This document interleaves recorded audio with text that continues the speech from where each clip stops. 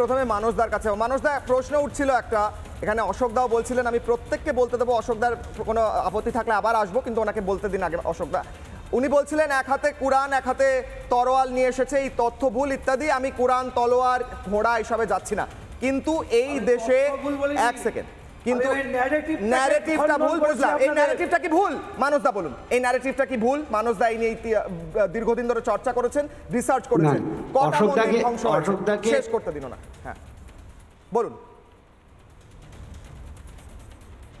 মৌলবাদের বিতর্ক, সেটা হচ্ছে মাওবাদটা হচ্ছে রাজনৈতিক মৌলবাদ, অন্যদিকে যারা ইসলামিক ভাবে আসে তারা ইসলামিক মৌলবাদ, ধর্মীয় মৌলবাদ। তার মানে একটা রাজনৈতিক মৌলবাদের সঙ্গে ধর্মীয় মৌলবাদের হাত ধরাধরি হচ্ছে। আরে অশোকদা, এটা করবেন না। অশোকদা, আপনাকে টানা বলতে দিচ্ছি, 1 মিনিট বলতে দিন ওনাকে, এটা হবে না। এবার অশোকদা যে ন্যারেটিভ সেট করছেন, অশোকদা কি আল আকসা মসজিদের কথা জানেন?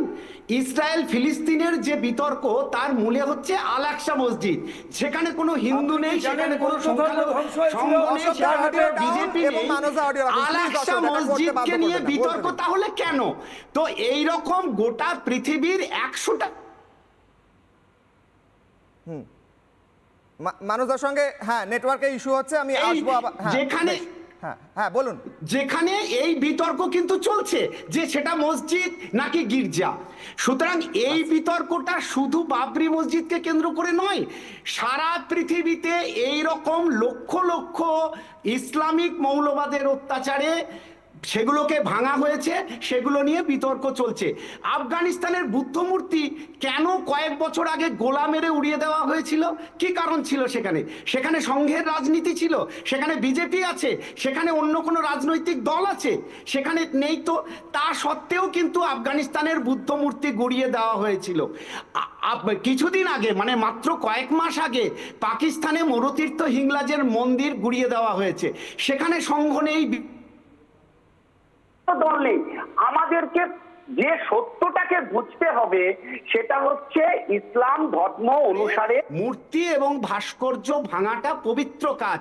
সূরা আল হজ্জ 30 নম্বর আয়াত, সূরা নহর 23 নম্বর আয়াত, সূরা আল কামুদের 17 নম্বর আয়াত, বুখারী হাদিসের অনেকগুলো আয়াত যেগুলোতে বলা হয়েছে এগুলো ভেঙে ফেলাটা পবিত্র কাজ। যার ফলে বাবর থেকে ঔরঙ্গজেব তারা সেই পবিত্র কাজটা করেছে এবং প্রত্যেকটা গ্রন্থে, তাদের সমকালীন প্রত্যেকটা গ্রন্থে সেগুলো গর্বের সঙ্গে উল্লেখ করেছেন। তৃতীয় বিষয় হচ্ছে, উনি যার কথা বললেন রামপুনিয়া, এলাহাবাদ হাইকোর্টের একটা রায়ে বলা হয়েছে যে এই রামপুনিয়া, ইরফান হাবিব, রমিলা থাপার, তাদেরকে জজ বলছেন যে আপনাদের ইতিহাসবিদ না হয়ে গল্প লেখক হওয়া উচিত ছিল, কারণ আপনারা ইতিহাস লেখার থেকে গল্প বেশি লেখেন। এটা হচ্ছে এলাহাবাদ হাইকোর্টের রায়। রায়টা পড়লে এই কোর্টটা পেয়ে যাবেন।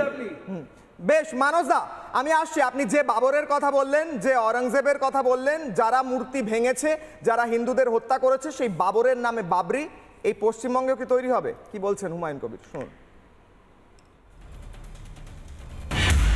নিজেদের মধ্যে একটা ট্রাস্টি তৈরি করে বেলডাঙ্গাকে কোনো একটা ল্যান্ড সংগ্রহ করে পারচেজ করে তারপরে সেখানে ট্রাস্টি এই 6 ডিসেম্বর 2025 সালে সেটাকে ভিত্তি স্থাপন করা হবে বাবরি মসজিদ, যেটার পূর্ণাঙ্গ রূপ দিতে প্রায় 3 থেকে 5 বছর সময় লাগবে।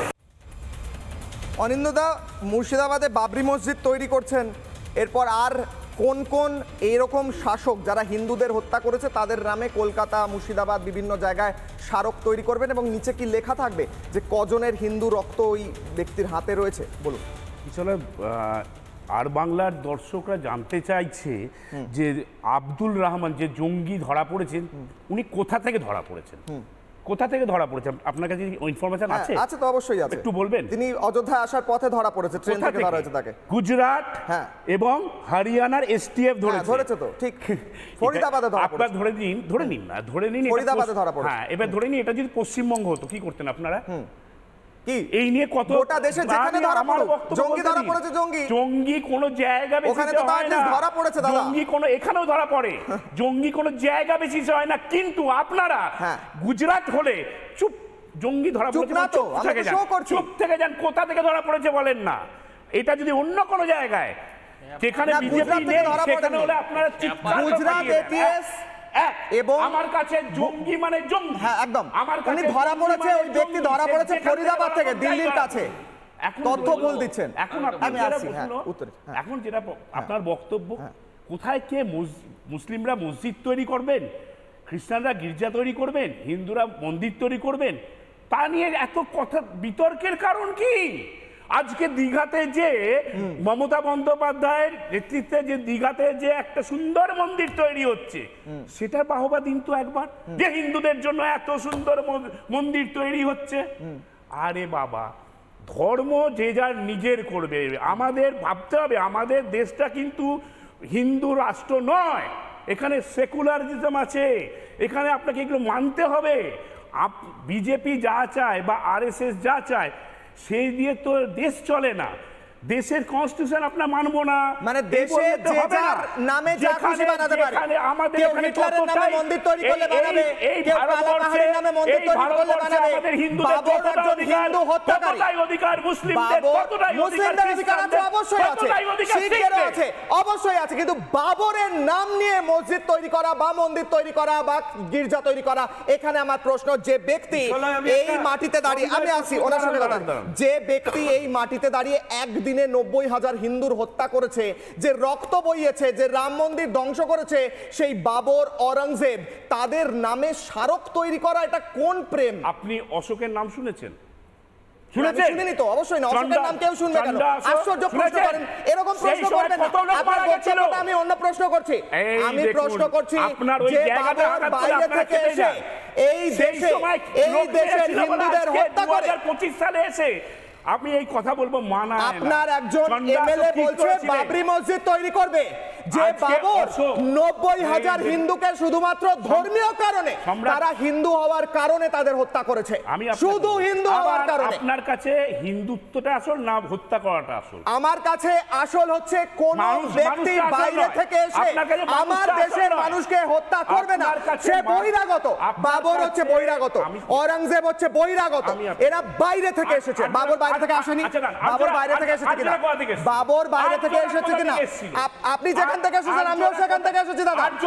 একদম সেন্সলেস আর্গুমেন্ট, সেন্সলেস আর্য থিওরি। আপনি একটু যদি পড়াশোনা করে আসতেন ভালো হতো। বহুদিন আগে আর্য থিওরি, আমি যাব মানুষদার কাছে। মানুষদা, আর্যরা কোথা থেকে এসেছে? আমি আসি, মানুষদা বলুন। আর্য থিওরিটাই বেস্ট হয়ে গেছে, আর্য থিওরিটাই সত্য না। মানুষদা উত্তর দেবে, মানুষদা বেশ, মানুষদা আর্য কারা? আর্যরা এসেছিল কোথা থেকে বলুন? বর্ষ 2025-এ আছে।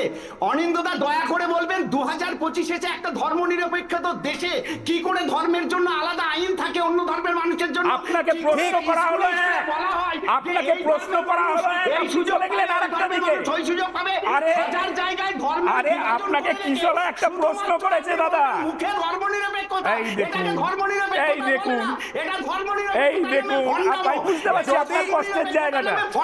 ভালো থাকবেন। দ্বিতীয় ব্যাপার হচ্ছে আর্য কারা, সেটা জানতে গেলে একদম আপনি জানি, আমি জানি, আপনি জানেন, কিশোরা বলবে জানে না, ওকে একটা বলে দিন না কি আছে। 1 মিনিট থামুন না। যেখানে আমি আপনাকে একটা উদাহরণ দিচ্ছি, এরকম 100টা দিতে পারি। সেটা হচ্ছে কইকেয়ী, রামায়ণ থেকেই বলছে, অযোধ্যা কাণ্ড। কইকেয়ী যখন খারাপ ব্যবহার করছেন, তখন দশরথ তাকে বলছেন তোমার ব্যবহার কেন অনার্য হয়ে যাচ্ছে। অর্থাৎ আর্য মানে হচ্ছে আইআইটি গান্ধীনগরের পেপার পড়ে শোনাচ্ছি, theory thesis paper, the Aryan invasion theory is widely considered as destroyed by modern scholarship due to lack of substantial archaeological evidence. এই থিওরিকে নস্যাৎ করে দেওয়া হচ্ছে।